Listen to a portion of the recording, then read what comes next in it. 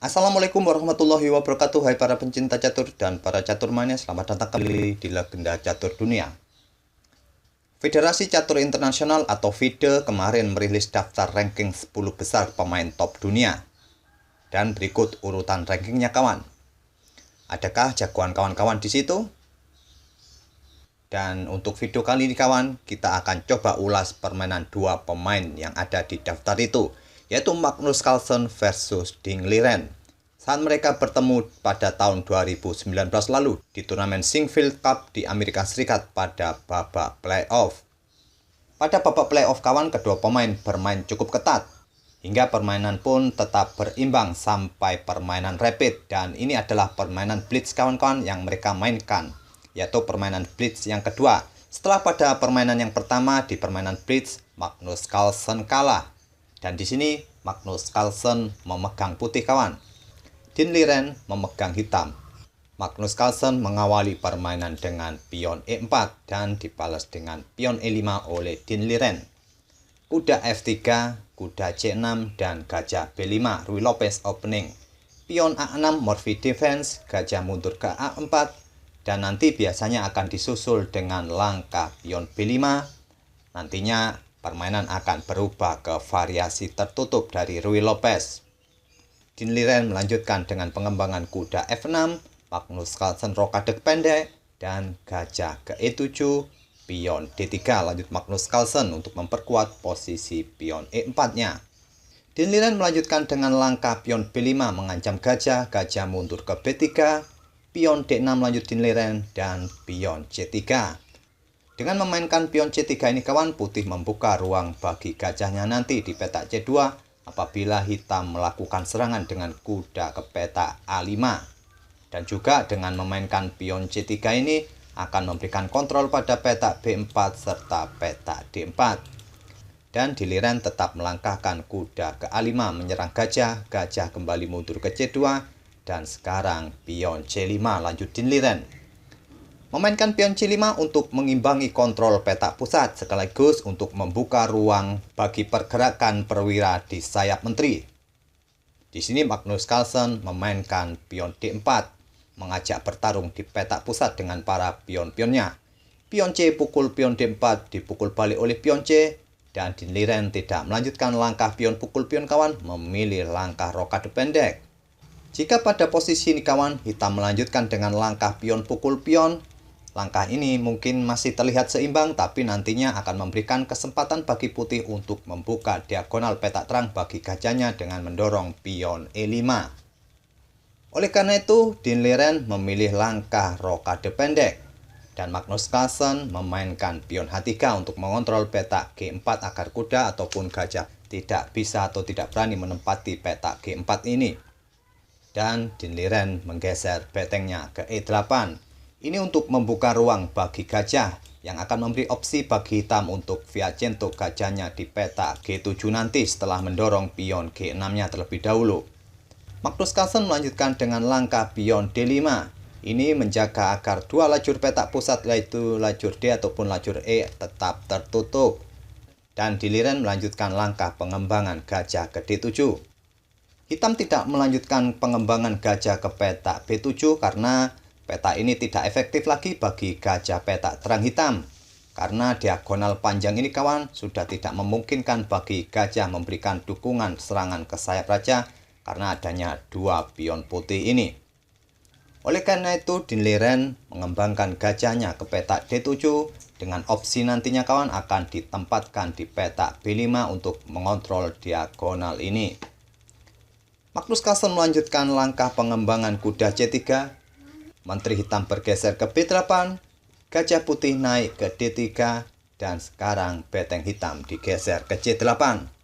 Setelah dua lajur pusat tertutup kawan, beteng digeser ke sayap menteri ini agar lebih efektif lagi. Itulah maksud dari permainan Ding Liren ini kawan, dan Magnus Carlsen membalas dengan langkah kuda ke E2. Kuda hitam bermanuver ke B7, yang mungkin nanti dipersiapkan untuk bermanuver ke petak C5 untuk mengejar gajah putih ini. Magnus Carlsen memainkan pion G4 sekarang, berinisiatif bermain di sayap raja. Dan Dean Liren membalas dengan langkah kuda ke C5 melanjutkan rencananya mengejar gajah putih. Magnus Carlsen tidak menarik mundur gajahnya kawan, memainkan kuda E ke G3. Dan tentu saja Dean Liren melanjutkan dengan pertukaran kuda pukul gajah, dipukul balik oleh menteri, sekarang pion B4. Menyiapkan ruang bagi gajahnya untuk memberikan serangan tusuk sate bagi menteri serta beteng putih. Beteng pun digeser oleh Magnus Carlsen ke E1 menghindari serangan dari gajah putih selanjutnya. Dan sekarang menteri ke B5 mengajak untuk bertukar menteri. Di game ini kawan, Dean Liren hanya perlu hasil remis agar bisa maju ke babak selanjutnya. Karena di game bridge yang pertama, Magnus Carlsen atau Dean Liren sudah menang. Jadi di game ini, Dean Liren hanya butuh hasil remis. Magnus Carlsen menolak untuk bertukar menteri kawan. Dia tetap menginginkan menterinya masih berada di atas papan dengan menggeser menterinya mundur ke D1. Dan sekarang beteng naik ke C7 mempersiapkan betengnya ditumpuk di lajur C. Dan Magnus Carlsen melanjutkan langkah pengembangan gajah E3. Beteng A digeser ke C8 dan sekarang kuda lompat ke D2. Yang nantinya dipersiapkan oleh Magnus Carlsen ke peta C4. Namun sebelum itu tentu putih akan mendorong pion B3 untuk mendukung kudanya nanti di peta C4 ini. Pion G6 lanjut Dean Liren memainkan pion G6 ini dengan opsi mungkin akan melakukan Piacento gajahnya di peta G7. Atau juga kawan untuk mengontrol peta F5 serta peta H5. Mungkin juga kawan dengan memainkan pion G6 ini, Dean Liren sedikit menahan pergerakan di sayap menteri sambil menunggu langkah berikutnya oleh Magnus Carlsen. Magnus Carlsen melanjutkan rencananya dengan memainkan pion B3 dan menteri hitam mundur ke B7 balas Dean Liren. Kuda lompat ke C4, gajah putih ke B5, dan sekarang kuda lompat kembali ke A5 mengejar menteri hitam. Menteri tidak bisa bergerak atau tidak akan berani bergerak ke peta gelap kawan karena di sini sudah dikontrol oleh gajah peta gelap putih. Jadi menteri mundur ke peta B8. Sekarang menteri putih maju ke D2 mengincar pion B4 diblokade oleh beteng di C3. Dan Magnus Carlsen mendorong pion A3. Ini adalah trik kecil kawan. Nantinya apabila pion pukul pion, selanjutnya putih melangkahkan kuda ke peta C6 yang akhirnya beteng hitam ini akan terjebak. Tapi Dean Liren menerima tawaran pion pukul pion ini dan tentu saja kuda C6. Beteng hitam pun terjebak pada posisi seperti ini. Mungkin variasi sudah diperhitungkan oleh Dean Liren kawan. Dean Liren melanjutkan dengan langkah gajah pukul kuda. Menteri pukul beteng, gajah pukul pion memberikan open serangan bagi menteri putih, menteri ke A5. Memberikan ancaman pada pion A6 serta pion A3. Dan Dean Liren melanjutkan dengan langkah gajah pukul pion. Dengan mengorbankan pertukaran beteng dan kuda tadi kawan, hitam mendapatkan kompensasi 2 atau 3 pion. Di sini putih tidak melanjutkan langkah kuda pukul gajah kawan ataupun menteri pukul salah satu pion hitam di lajur A ini. Magnus Carlsen memilih langkah pion G5 untuk mengusir kuda yang menjaga gajahnya. Nantinya setelah kuda mungkin lompat, barulah kuda putih pukul gajah hitam ini. Tapi di sini kawan, Dean Liren membuat langkah yang cukup cantik yang bisa menyelamatkan kuda ataupun gajahnya. Jika kawan-kawan tertarik untuk menebak langkah berikutnya dari Dean Liren ini, silakan post video ini untuk beberapa detik dan temukan langkah pertahanan terbaik dari hitam atau dari Dean Liren di posisi ini untuk menyelamatkan gajah serta kudanya. Langkah bertahan yang cukup bagus dari Dean Liren adalah gajah mundur ke A8. Ini nantinya akan mempersiapkan menterinya maju ke peta B7 untuk memberikan ancaman skakmat di peta G2 jika putih melanjutkan langkah pion pukul kuda. Coba kita visualisasikan saja kan variasi apabila putih melanjutkan langkah pion pukul kuda. Menteri hitam maju ke B7 memberikan ancaman skakmat. Di sini mungkin raja akan bergeser ke F1 untuk menghindari ancaman skakmat itu. Tapi dengan variasi ini kawan, kemungkinan permainan akan berakhir remis dan tentu hasil remis menjadi keinginan Dean Liren di game ini kawan. Setelah raja ke F1, menteri ke G2 skak, raja ke E2, menteri ke F3 skak, raja kembali, dan di sini akan terjadi repetition move. Dan jika raja tidak ingin bergerak ke F1 kawan, mungkin bergerak ke petak D2, hitam akan melanjutkan dengan langkah gajah ke D8, mengusir menteri putih agar menteri tidak berada di baris kelima, yang nantinya menteri hitam ini akan bisa melakukan skak di petak D5, dan nanti akan diikuti langkah beteng skak kembali di petak C2. Mungkin menteri putih di sini akan bergeser ke petak B4, menteri hitam D5 skak, raja bergeser ke E2, beteng C2 skak ditutup oleh gajah, dan pion maju ke A5 mengusir menteri, yang nantinya setelah menteri putih ini pindah kawan, menteri hitam bisa pukul gajah D2 ini. Itulah variasi-variasi yang mungkin akan terjadi apabila pada posisi seperti ini putih melakukan atau memukul kuda dengan pion.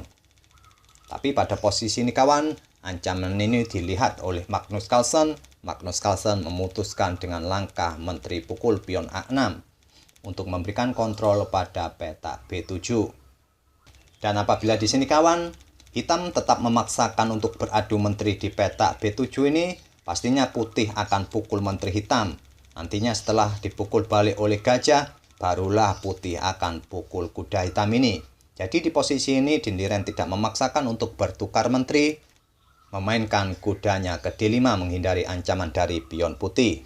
Dan sekarang gajah putih ke petak A7 mengancam menteri. Menteri ke C7 dan beteng digeser ke C1 mengancam menteri. Jika hitam menggeser menterinya untuk menghindari ancaman dari beteng ini kawan, maka beteng hitam akan tewas. Di sini hitam bisa mengantisipasinya dengan memblokade gajah di petak C6 ataupun dengan kuda di petak C3. Tapi Dinliren memilih langkah menteri pukul beteng skak, menukarkan menterinya dengan dua beteng putih. Dipukul balik oleh beteng putih, dipukul balik oleh beteng hitam skak, raja ke H2, dan gajah ke petak C6.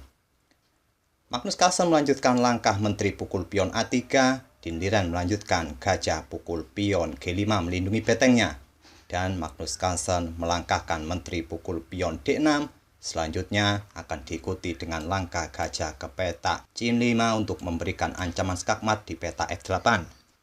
Tapi ancaman ini tidak dihiraukan Dinliren, memilih langkah gajahnya ke petak F4 untuk mengepin kuda putih ini.